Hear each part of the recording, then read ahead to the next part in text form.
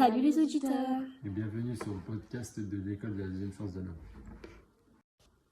Au programme, aujourd'hui, le sport. Dans un premier temps, on va parler des différents sports, puis des nouveaux sports. On abordera aussi les déviances et les bienfaits du sport.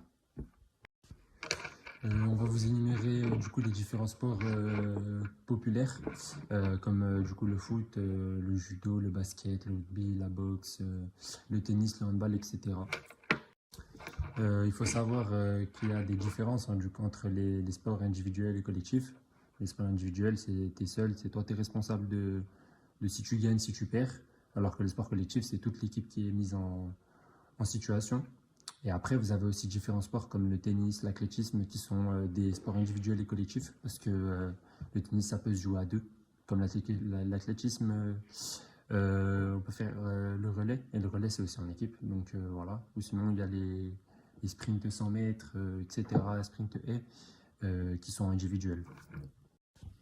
Il y a beaucoup de gens qui se posent la question s'il faut privilégier un sport dès l'enfance ou alors en tester plusieurs. Moi, je pense que le mieux, c'est de tester plusieurs sports. Moi, par exemple, mon père, quand j'étais petit, voulait vraiment que je fasse du foot.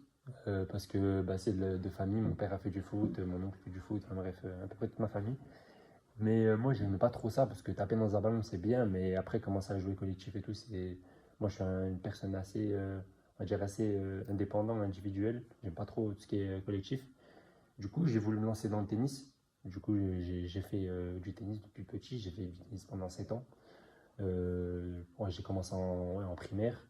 J'étais dans un club pendant 4 ans. On a fait des entraînements, de ça et tout. Il n'y a pas de tournoi, rien, c'est juste des entraînements. Après ça, j'ai vu qu'en fait, j'avais rien à gagner dans tout ça parce que en fait, c'était que des entraînements, mais c'était pas des entraînements intensifs comme dans les clubs ou voilà. Du coup, j'ai changé de club. Je suis dans un autre club où là, du coup, ils étaient plus professionnels. Et on a vu la différence de niveau, hein. J'ai fait un tournoi. Je suis sorti direct parce que les jeunes, ils étaient déjà expérimentés bien plus que moi. Pourtant, ils avaient mon âge. Mais voilà. Il faut savoir s'il existe des nouveaux sports comme le padel. Alors, le padel, c'est un sport entre le tennis et le squash. C'est joué en duo sur un terrain avec mur. C'est fun, c'est rapide et accessible à tous. Et il y a aussi le e-sport. Alors le e-sport, c'est un sport, si on peut considérer ça comme ça. C'est qui se pratique seul ou en équipe. C'est à travers un ordinateur en ligne. Sur différents jeux comme FIFA, League of Legends, Fortnite, Call of Duty, etc. Ça se pratique en compétition mondiale, internationale. C'est encadré par différentes structures. Comme par exemple les plus connus, hein, la Carmine Corp, Vitality, FaZe, etc. Il y en a encore plein, mais bon, voilà. Dans ces structures-là, il y a des gamers connus qui sont aussi des streamers. Du coup, ça se pratique en compétition internationale. C'est encadré par différentes structures. Je vais vous citer les plus connus, comme par exemple la Carmine Corp, Vitality, FaZe, etc. C'est des structures où il y a des gamers connus qui sont aussi des streamers. Où dans ces compétitions-là, il y a un enjeu. C'est soit de l'argent, soit un trophée, enfin, etc. Il y a aussi le tecball. C'est un sport avec un ballon pratiqué sur une table de ping-pong incurvée. Il y a beaucoup de gens qui se demandent aussi si ces sports-là peuvent rivaliser avec les sports traditionnels comme le foot, le basket, le rugby, etc., le tennis. Moi, je dirais que non, parce que c'est des sports qui ont été médiatisés il y a peut-être 5 ans, 10 ans, qui ont été un peu, on va dire, reconnus comme des sports, mais où il n'y a pas beaucoup de gens qui veulent pratiquer ces sports déjà.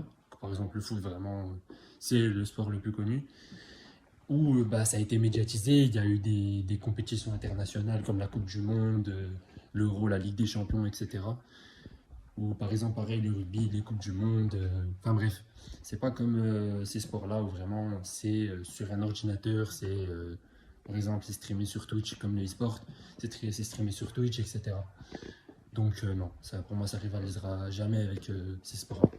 Alors, on a aussi les déviances du sport. Il y en a qui sont trop impliqués, qui s'enferment sur eux, qui ne vivent que de ça, qui s'éloignent de leur famille, de leurs amis.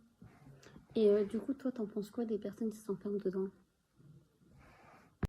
Du coup, moi, je connais des personnes qui achètent des produits pour se doper.